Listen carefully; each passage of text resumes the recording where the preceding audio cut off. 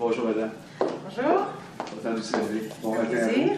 Merci de nous accorder cette entrevue sur votre livre. On va s'en parler. Je vais faire quelques présentations. Monsieur Patelli, qui est directeur général de Voix Blanche, éditorialiste également. Madame Josée Bolduc, qui est photographe. Plaisir. Et on se dit, Monsieur Lemutal et webmestre au journal et caméraman aussi. Voilà. On va s'installer tranquillement. Le cellulaire est fermé, Mme Lessard? Pas le mien, par exemple, François. Oui, je suis allée. Yannick, ton seul. J'aimerais parler avec vous un peu, Madame Dionne, de votre rôle de première dame du Québec.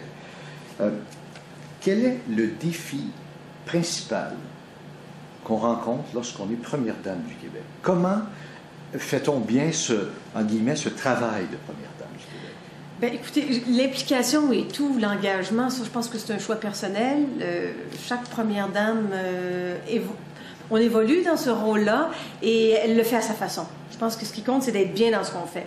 Moi, j'ai toujours aimé la politique. Je l'ai fait avec mon mari. Ça fait 26 ans qu'on est impliqués en politique. C'est un choix qu'on a fait ensemble et on aime ça tous les deux. Et je pense que ça paraît. Alors, je me suis toujours beaucoup impliquée. Que ce soit les campagnes électorales et dans la vie politique aussi, je l'accompagne beaucoup. Et j'ai des choses pour moi, parce que ça, je pense qu'aussi, c'est important faire des choses pour soi, d'avoir aussi sa vie. Et alors moi, c'est l'aide humanitaire que je fais. Et puis à la fois, j'ai eu les 3 enfants. On a eu 3 enfants dans tout ça qu'il faut élever. Là, ils sont plus grands, donc c'est plus facile. Ça me donne plus de flexibilité maintenant. Alors c'est pour ça que je peux m'impliquer davantage.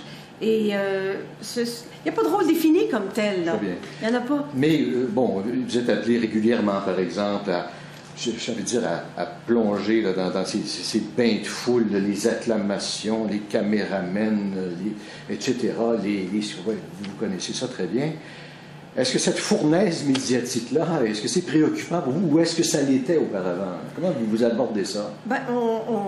Ça a changé. C'est sûr qu'avec les années, c'est différent. Au début, ça nous intimidait un petit peu, mais maintenant, je pense qu'on en a l'habitude. Hein? Avec l'expérience, ça nous aide.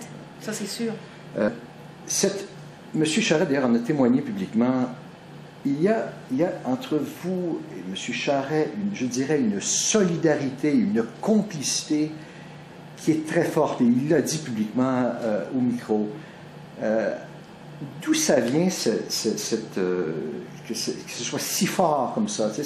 Qu'est-ce qu'il témoigne de l'aide que vous avez apportée à sa carrière? Là? Ça s'est fait comment, ça? Il faut dire que ça fait longtemps qu'on se connaît. Je pense que c'est plus un secret pour personne. Ouais. Il avait 15 ans, j'avais 16 ans.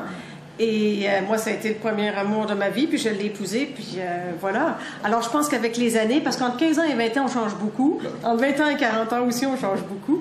Alors, on a toujours changé ensemble. Et il y a une grande complicité. On a vécu des moments très forts ensemble.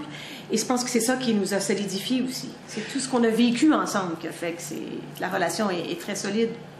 L'année 2010 a été très dure pour M. Charest et sans doute pour vous, j'imagine.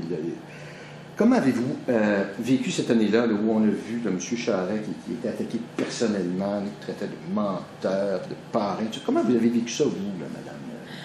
La vie politique, je dis toujours qu'il y a des hauts et des bas, hein, c'est des montagnes russes. Sauf que quand c'est l'intégrité d'une personne qui est attaquée, ça c'est difficile. Oui, ça a été une période difficile, je ne peux pas vous le cacher.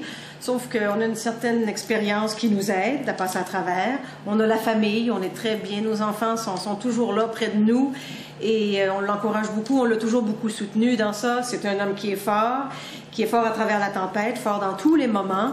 Et on se disait qu'on va passer à travers. C'est ce qu'il faut. Est-ce qu'il y a, madame, une qualité moins connue ou inconnue particulière de M. Charest que vous aimeriez partager avec nous? Des qualités, il y en a beaucoup. Écoutez, mais moi, les qualités peut-être moins connues, je vous dirais, il aime beaucoup faire plaisir aux gens. Il aime beaucoup faire plaisir et il est d'une grande générosité. Ça c'est remarquable. Pour moi, en tout cas, c'est une qualité que je trouve très importante. Et puis, il y a cette joie de vivre, ça, je pense que les gens le savent. C'est un passionné de la vie. Lui, tous les jours, il se lève, il est heureux, là. Il est heureux de vivre, heureux de travailler, de faire ce qu'il fait. Alors ça, c'est beau, puis ça se transmet. Je pense que ça se transmet, ça, ce goût de la vie, cette passion de la vie. Et il a un grand sens de l'humour, qui est connu. Ah ben oui, ça. Oui, puis en politique, ça en prend un. Disons que ça aide les moments les plus difficiles. Le grand peintre Riopelle a peint justement dans ses œuvres-là à l'île aux Grues. Ce grand nom Riopelle, est-ce que ça éveille par vous une pensée particulière? Ben, moi, ça me retourne à mes 16 ans parce que j'ai acheté un Riopelle quand j'avais 16 ans. Et j'ai dû emprunter de l'argent à mon père pour pouvoir acheter l'œuvre. Et puis ensuite, je l'ai remboursé. Mais c'est la première œuvre. J'ai commencé comme ça à collectionner. Je me suis toujours intéressée à la peinture. Et cette œuvre-là est toujours dans mon salon. Et j'en suis bien fière. Et quelle est cette œuvre? C'est sa série des hiboux, vous savez. C'est une sérigraphie, il faut que je précise, c'est pas une huile. J'aurais bien aimé, mais là, mon budget ne me le permettait pas. Alors, j'ai une belle sérigraphie et c'est un hibou qui est absolument magnifique. Et ça marquait le début pour vous de cette volonté de collectionner les œuvres d'art? C'est comme ça que ça a été la première œuvre que j'ai acquise. Prochaine mission humanitaire, où sera-t-elle? Haïti. Haïti, début avril. Ah bon? La première ou la deuxième semaine d'avril. Parce que là, on a des projets de reconstruction à Jacmel. Oui. Et on n'a pas pu avoir accès à Jacmel à notre dernier séjour parce qu'il y a eu je sais pas, il y avait beaucoup de boue sur les routes et il y a eu des éboulis. Des éboulis, c'est ça. Ouais.